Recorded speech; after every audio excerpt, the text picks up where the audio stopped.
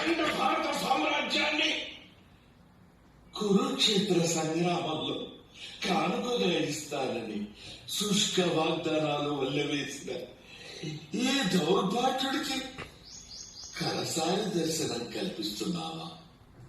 నా దైవ స్వరూపమా, నన్ను క్షమించగలవా? క్షమించవలసింది నేను కాదు, నువ్వు రాధేయ.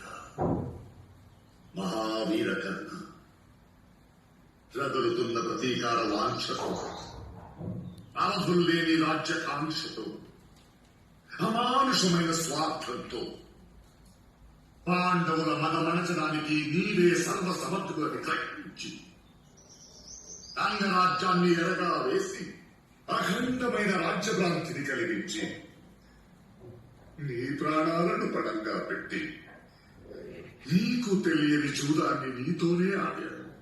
స్నేహం అనే ముసుగులో ద్రోహం చేసిన అపరాధ భావం అగ్నిజ్వాలా నన్ను తగ్గించి వేస్తోంది. క్షమించవలసింది నేను కాదు, నువ్వు రాధేయ, నువ్వు. అపురూప ఆదరణ కల్పించి అపరాధభావం అంటావేంటి మిత్రమా? నీ ఔన్నత్యం అన్యులకి సాధ్యమా?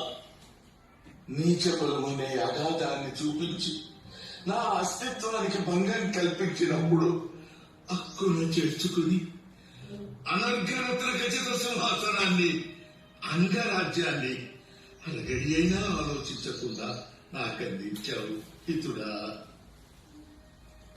అవనికి వెలుగులు పంచే ఆదిత్యుడు అంధకారంలో వదిలేశాడు.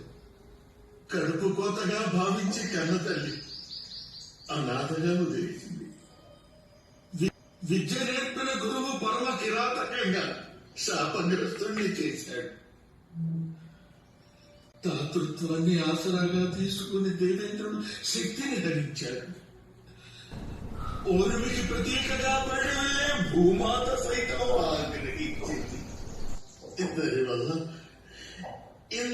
వల్ల శక్తిహీనుడై నీకిచ్చిన వాగ్దానాన్ని నిలబెట్టుకోలేకపోయాను మిత్రమా. నీ దయ ముందు నా జీవితం అంతా ఈ జన్మకే కాదు హితుడా, జన్మ జన్మలకే ఈ రాధేయుడు నీ విధేయుడే మిత్రమా.